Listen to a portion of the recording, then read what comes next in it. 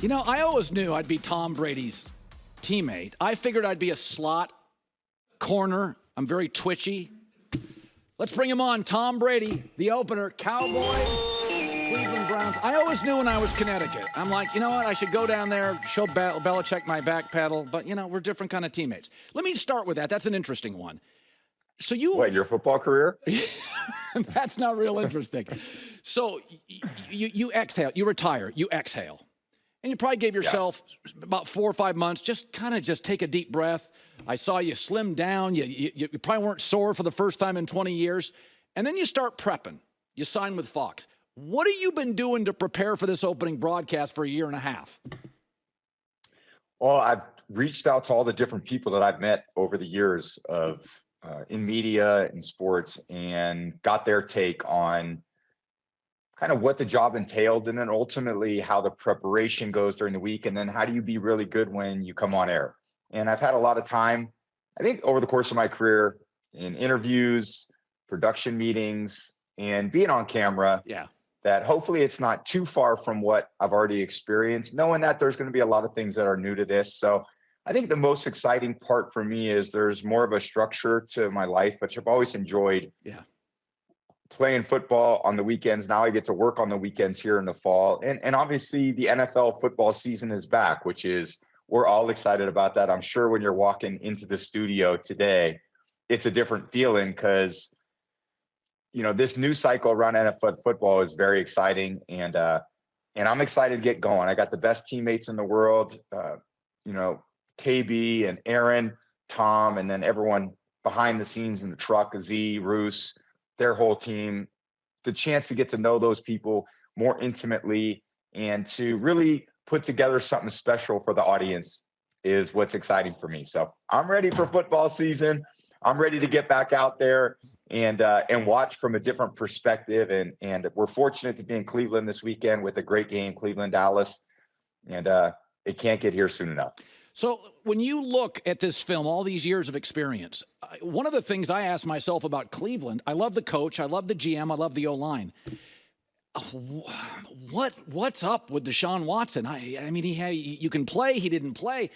Are you seeing anything in this matchup, just on film from last year, that you are saying, man, I got to see this develop? Like, is there a really interesting element that you can't wait to see? I think there's a lot of storylines in this particular game.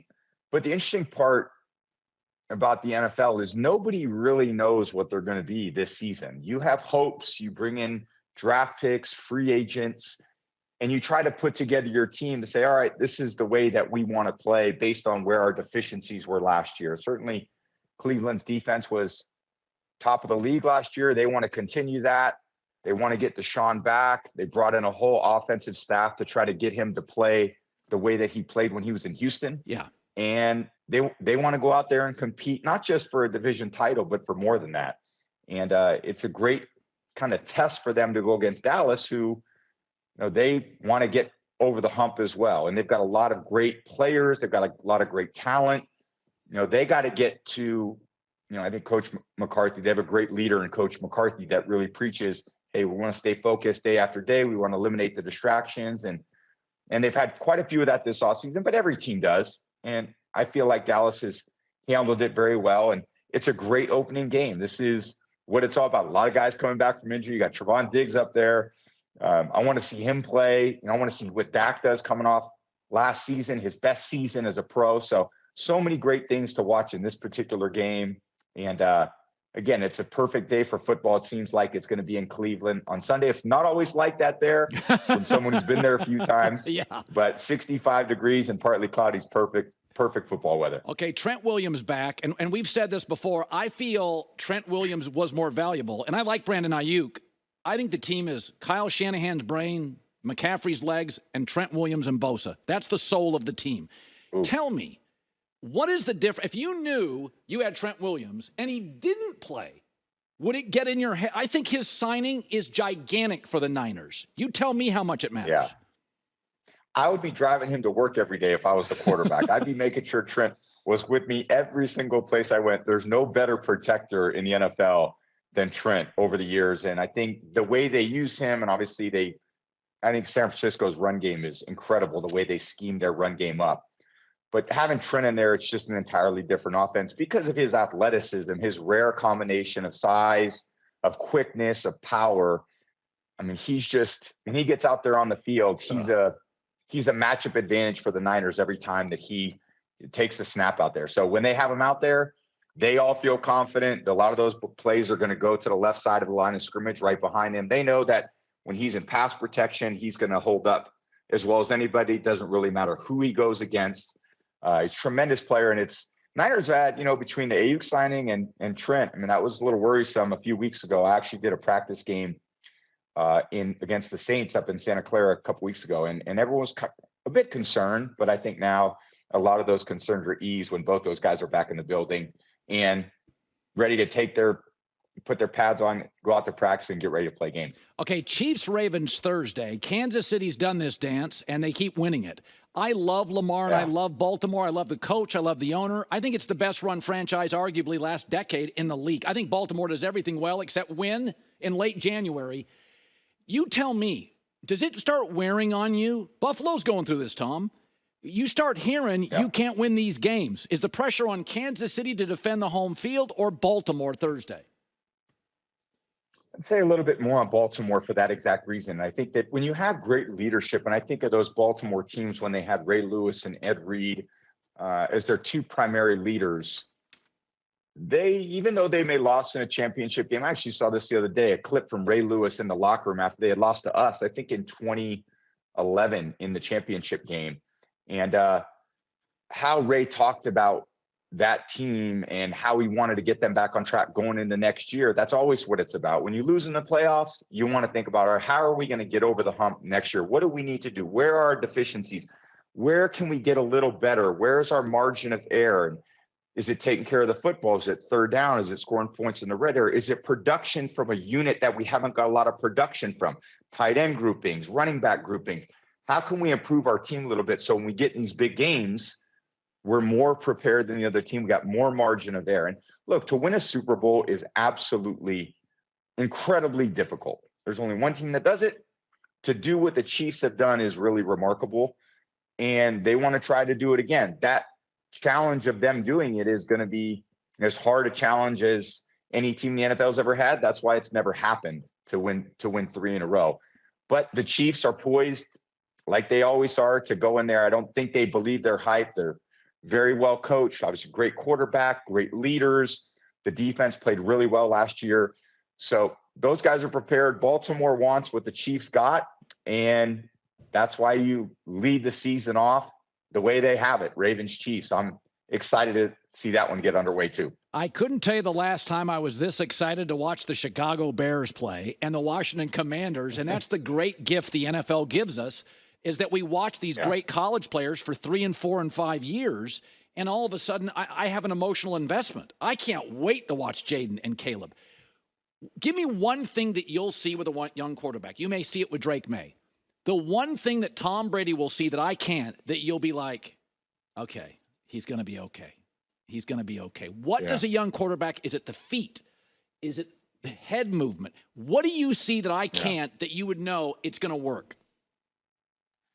Well, I think there's lots of ways you can look at a quarterback play, and I think it's very easily to evaluate the physical aspect of the game, how well he throws the ball, how fast his feet are when he drops back in the pocket. Can he escape the pocket and make some plays on the run? For me, I think the sustainable part about quarterbacking is really what's up here, is what's in the brain. Are you snapping the ball and running good plays consistently against the defenses that you're out there watching as you're reading the defenses?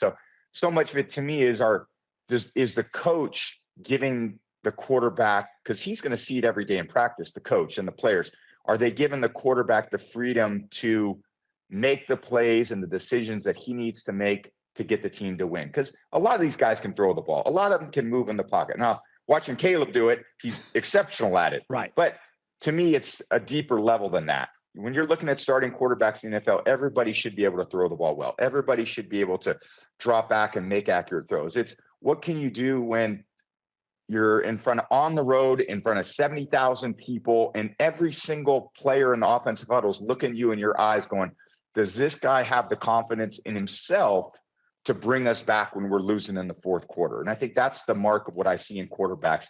When I watch them, I want to say, okay, does this guy have the maturity? Does he have the poise? Does he have the composure to be at his best when his team needs him the most?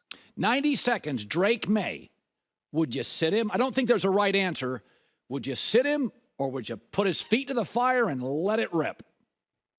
So, I mean, I've gone on record to say that I think it's best, in my opinion, for young quarterbacks or rookie quarterbacks to kind of watch a veteran do it. And there's so much that goes on, and quarterbacks need to process so much information so quickly. And I think if you can have someone, I sat behind Drew Bledsoe my first year. What a great player he was, someone that I got to watch and learn from. Aaron Rodgers watched behind Brett Favre. Patrick Mahomes watched behind Alex Smith. So when you have a real pro in front of you, they can help with that learning curve, even though that young quarterback isn't necessarily going out there and losing confidence in what his abilities are. So, you know, ultimately those young players are going to get opportunities. The franchises need those young quarterbacks to come in and take a big step and lead that franchise on into the future. Right. I just like to give them a little bit of time to acclimate themselves to the pro game, the pro schedule. I mean, it's a big difference between college football and professional football. We got about 90 seconds left. Week 1 is different than it used to be. Tom, nobody plays in the preseason. Veterans, I mean, the Jets and the Niners, some of these older teams, they're not playing anybody, so there could be upsets galore. If you had a lean in Dallas, Cleveland, because there's so many good veteran players in that. We'll circle back for about 90 seconds. I know. What do you think the game looks like, Cowboys-Browns? What does it look like to start? I think it's a defensive game. I think you got two great defenses. Coach Zimmer is a huge addition to that Dallas defense. They've got a lot of the same players coming back on Dallas's defense. Cleveland does as well. I think both offenses, they're not quite the running games they've had in the past due to some injuries. So they've had some offensive line shuffling going on both teams. So I think it's going to be a little bit more of a passing game. And I don't know if those passing games are quite in midseason form yet with the way that these, CD wasn't in camp. Dak didn't have a lot of looks at that. So again, some of these passing games may take a little time to develop. So I think it's going to be a very good defensive game. Two great coordinators, a couple of the best defensive lines, pass rushers in the NFL going. So I don't think it's a 3-0 game, but I don't think it's a high-flying, scoring all over the place game either. Yeah, last week in week 1, I'm always amazed the college kids play so well in week 1 without preseason. These NFL games week 1, there's going to be a huge upset. Veterans don't play, so you don't know what you're getting. You don't. I think the pro football is a lot more fair than college football. When you see these college football games and you got a directional Tennessee school versus Alabama, there's not much chance that it's tough for those teams to come in and compete against the big dogs. So in the NFL, look, this is as fair as it gets, which is why everyone loves this sport. It's a salary cap. It's so many things that all these teams have the ability to recompromise their roster and deal with them in the best possible way and try to be the best team they could be. It's a great battle. Tom Brady, great seeing you. Good luck. Hi, everybody. It's me, Uncle Colin. Subscribe here to get the latest from the herd, including exclusive behind-the-scenes videos and more, wherever you may be, however you may be watching. Thanks again for making us part of your day.